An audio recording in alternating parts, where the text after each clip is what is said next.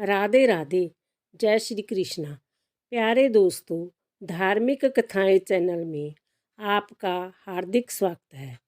दोस्तों, आज मैं अपनी वीडियो में सूर्य छठी व्रत कथा सुनाने जा रही हूँ। दोस्तों, यदि आपने यूट्यूब चैनल धार्मिक कथाएं लाइक और सब्सक्राइब नहीं किया तो ज़रूर करें। बेल आइकन दबाना ना भूलें जो आने वाली सभी वीडियोज़ की जानकारी आपको सबसे पहले हो सके।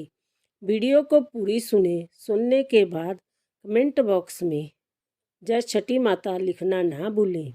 दोस्तों, कार्तिक शुक्ल छठी को सूर्य छठी व्रत होता है।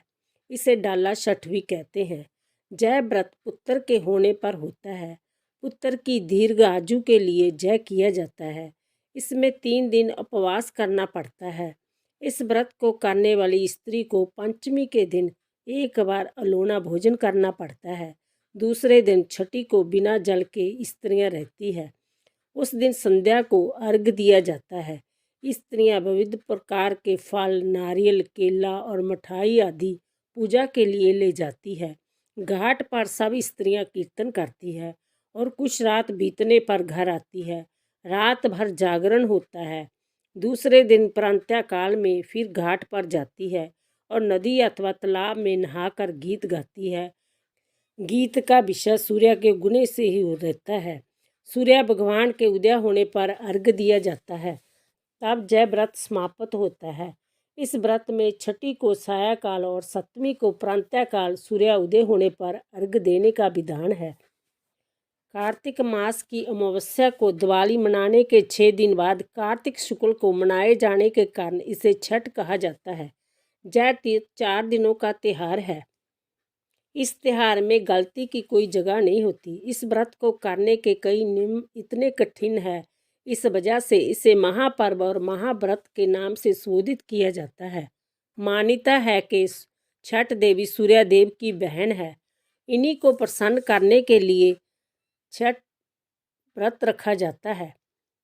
सूर्य व जल की महत्ता को मानते हुए इन्हें साक्षी मानकर भगवान सूर्य की आराधना तथा उनका धन्यवाद करते हुए माँ गंगा, जमुना या किसी भी पवित्र नदी या पोखर, तालाब के किनारे जय पूजा की जाती है।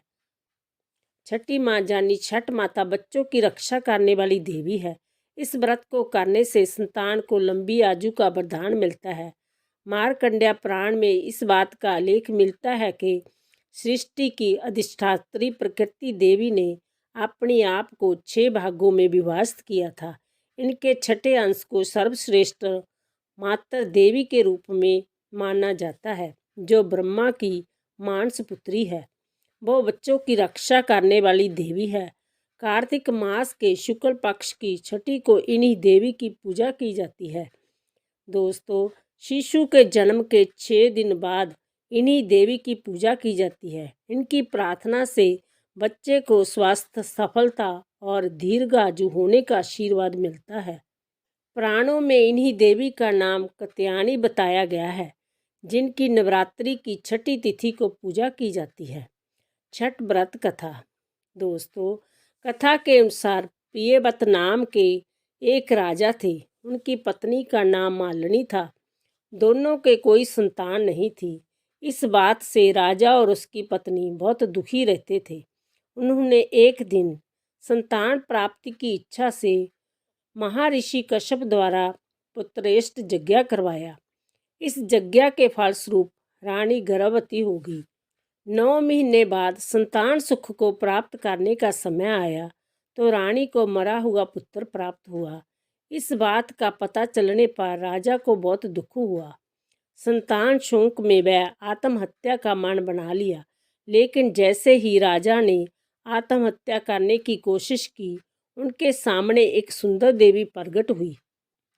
देवी ने राजा को कहा, मैं सृष्टि देवी हूँ। मैं लोगों को पुत्र का सौभाग्य प्रदान करती हूँ। इसके अलावा जो सच्चे भाव से मेरी पूजा करता है, मैं उसके सभी प्रकार के मनोरथ को पूर्ण कर देती हूँ। यदि तुम मेरी पूजा करोगे तो मैं तुम्हें पुत्र रत्न प्रदान करूँगी। देवी की बातों से प्रभावित होकर राजा ने उनकी आज्ञा का पालन किया। राजा और उनकी पत्नी ने कार्तिक शुक्ल की छठी तिथि के दिन देवी छठी की पूरे विधि विधान से पूजा की। इस पूजा के फलस्वरूप उन्हें एक सुंदर पुत्र की प्राप्ति हुई। तभी से छठ का पावन पर्व मनाया जाने लगा। छठ व्रत के संदर्भ में एक अन्य कथा के अनुसार जब पांडव अपना सारा राजपाट जुए में हार गए तब द्रौपदी ने छठ व्रत रखा। इस व्रत के प्रभाव से उसकी मनोकामनाएं पूरी हुई तथा पांडवों को राजपाट वापस मिल गया। बोलो छठी मैया की जय। पौराणिक ग्रंथों के अनुसार भगवान ब्रह्मा की मानस पुत्री और सूर्यदेव की बहन छठी मैया है। प्रकृति का छठा अंश होने के कारण इन देवी माँ का एक प्रचलित नाम छठी है, जिसे छठी मैया के नाम से जानते हैं।